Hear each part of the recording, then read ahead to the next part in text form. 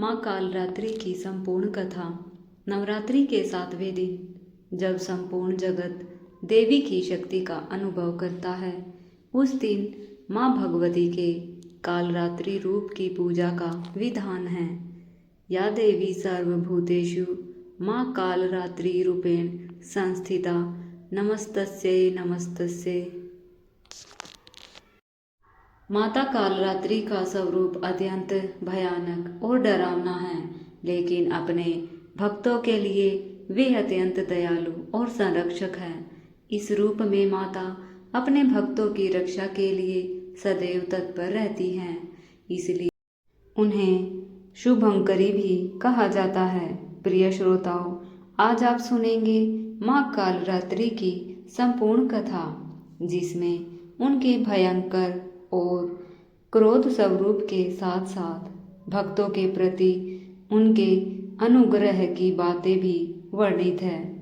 इनके साथ ही आप सुनेंगे महिषासुर मर्दिनी स्तोत्र का हिंदी अनुवाद, जिसका पाठ और श्रवण करने से भक्तों की सभी मनोकामनाएं पूर्ण होती है। यह स्तोत्र नवरात्रि के पूरे 9 दिन तक सच्चे मन से निरंतर पाठ करने या सुनने से देवी का विशेष आशीर्वाद प्राप्त होता है। माँ कालरात्रि की 4 भुजाएं हैं। उनकी ऊपर की दाहिनी भुजा से वे अपने भक्तों को वरदान प्रदान करती है। निचली दाईं भुजा से भक्तों को अभय देती हैं, जबकि बाईं भुजाओं में वे खड्ग और कटीला मूसल धारण करती हैं। उनके केश खुले रहते हैं और गले में बिजली की माला शोभायमान है, जिससे ऐसा प्रतीत होता है कि मानो उनके चारों ओर बिजली चमक रही हो। क्रोध में उनकी नासिका से अग्नि की ज्वाला निकलती रहती है। माँ कालरात्रि गधे की सवारी करती है। उनके इस भयंकर स्वरूप को देखकर असुर और नकारात्मक शक्तियाँ भयभीत हो जाती हैं। फिर भी अपने भक्तों के प्रति उनकी ममता और करुणा अत्यंत है, इसलिए वे शुभंकरी कहलाती हैं। श्री दुर्गा सप्तशती में महिषासुर नामक दैत्य के वध के समय माँ भद्रकाली की कथा का उल्लेख मिलता है। युद्ध के समय यह भयानक दैत्य समूह देवी को रणभूमि में आते देख उनके ऊपर बाणों की वर्षा करने लगा। जैसे मेरू पर्वत के शिखर से पानी की धार बरस रही हो, तब देवी ने अपने बाणों से उस बाण समूह को काटकर उनके घोड़े और सारथी वाला को भी तुरंत नष्ट कर दिया। धनुष कट जाने पर उनके अंगों को भी अपने बाणों से भेदन कर दिया। भद्रकाली ने शूल से प्रहार किया, जिससे राक्षस के शूल की सैकड़ों टुकड़े हो गए और वह प्राणों से हाथ धो बैठा। इस प्रकार चम और मुंड के वध के लिए माँ विकराल मुख वाली काली प्रकट हुई। मार्कंडेय ऋषि के अनुसार शुंभ के आदेश पर दैत्य चतुरंगी सेना के साथ अस्त्र शस्त्रों से सज्ज होकर देवी के सामने पहुंचा। देवी अंबिका के क्रोध से उनका मुख काला पड़ गया और ललाट में भौहें टेढ़ी हो गई। वहीं से ललाट मुख वाली काली प्रकट हुई। तलवार और पास धारण किए हुए वे चीते की चमड़ी की साड़ी और नरमुंडों की माला से विभूषित थी। उनके शरीर का मांस सूख गया था, केवल हड्डियों का ढांचा बचा था। उनका मुख विशाल था, जीभ बाहर निकली हुई थी और आंखें भीतर को धसी हुई तथा लाल थी।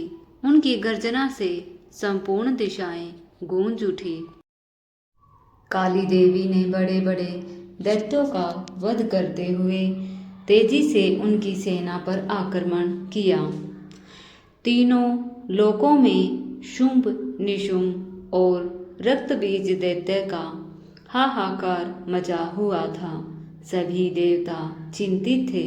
देवताओं ने भगवान शिव से सहायता मांगी।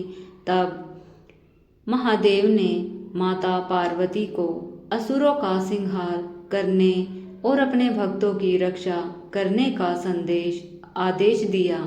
माता पार्वती ने दुर्गा का रूप धारण कर शुंभ और निशुंभ का वध किया। अब असली चुनौती थी राक्षस रक्त बीज। जिस प्रकार माँ दुर्गा रक्त बीज को मारती, उसके खून की हर बूंद से नए रक्त बीज जन्म लेते। इस कारण माता क्रोधित हो गई और उनका वर्ण श्यामल हो गया। इसी स्वरूप से माँ कालरात्रि प्रकट हुई। उन्होंने रक्त बीज की गर्दन काट कर उसे खप्पर में रख लिया और उसका सारा रक्त पी लिया, ताकि एक भी बूंद धरती पर न गिरे। सभी उत्पन्न हुए रक्त बीजों को उन्होंने अपने मुंह से भक्षण किया। इस प्रकार रक्त बीज शक्तिहीन हुआ और फिर कालरात्रि ने उसका वध कर दिया। माँ कालरात्रि सदैव अपने भक्तों की रक्षा के लिए तत्पर रहती है। इस भयंकर और भक्तानुग्रह स्वरूप के कारण उन्हें न केवल भयकारी माना जाता है, बल्कि शुभंकरी भी कहा जाता है। भक्त प्रेम से उनका स्मरण करें और उनका ध्यान करें। अब सुनिए महिषासुर मर्दिनी स्तोत्र का हिंदी अनुवाद। यह स्तोत्र देवी की महिमा और उनकी अद्भुत शक्तियों का विस्तृत वर्णन है। हे हिमालय की राज की पुत्री, हे गिरिजा देवी, आप संसार को आनंदित करने वाली देवी हैं। नंदी गणों द्वारा पूजित विंध्याचल के शिखर पर निवास करने वाली, अपनी लीला से भगवान विष्णु को प्रसन्न करने वाली, इंद्रदेव द्वारा नमस्कृत भगवान शिव की पत्नी और विश्व को संपन्न करने वाली, हे महिषासुर मर्दन करने वाली भगवती, आप पर्वत की पुत्री हैं और आपके बालों की लताओं से संपूर्ण जगत आकर्षित होता है। आपकी जय हो, जय हो, जय हो। देवों को वरदान देने वाली, दुर्धरा को नष्ट करने वाली, तीनों लोकों का पोषण करने वाली, पापों को हरने वाली और घोर गर्जना करने वाली, दानवों पर क्रोध करने वाली, अहंकार और घमंड को नष्ट करने वाली, समुद्र की पुत्री, हे महिषासुर मर्दन करने वाली भगवती, आपकी जय हो, जय हो, जय हो। हे जगत माता, हे मेरी माँ, आप वन में वास करने वाली, हास्य भाव से परिपूर्ण, हिमालय के शिखर पर स्थित, मधु जैसी मधुरता से भरी, कैटब का मद नष्ट करने वाली, महिष को भस्म करने वाली, सदा युद्ध में लिप्त रहने वाली भगवती, हे महिषासुर मर्दन करने वाली, आपकी जय हो, जय हो। शत्रुओं के हाथियों की सोंड काटने वाली, उनके सर के टुकड़े करने वाली, अपने अस्त्रों से चंड और मुंड के शीश काटने वाली, रण में शत्रुओं का वध करने वाली, अजर अविनाशी शक्तियों से संपन्न, हे महिषासुर मर्दन करने वाली भगवती, आपकी जय हो, जय हो, जय हो। वे युद्ध भूमि में अपने हाथों के कंगन से धनुष की भांति चमकती हैं। उनके सोने के तीर शत्रुओं को विदीर्ण कर लाल हो जाते हैं।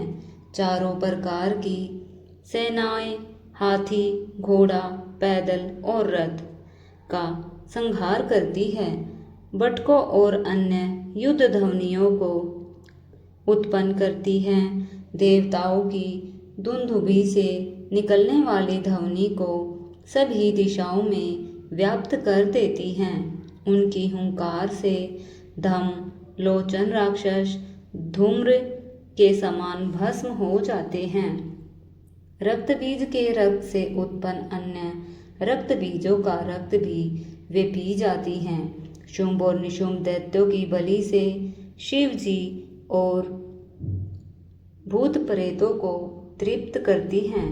उनके हाथों के कंगन, धनुष और सोने के तीर शत्रुओं को नष्ट कर देते हैं।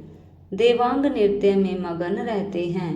मृदंग और अन्य संगीत ध्वनियों के साथ स्तुति करते हुए समस्त विश्व द्वारा उनका सम्मान किया जाता है। उनके नुपुरों की झंझनाहट और झिमझिम ध्वनि से महादेव भी मोहित हो जाते हैं।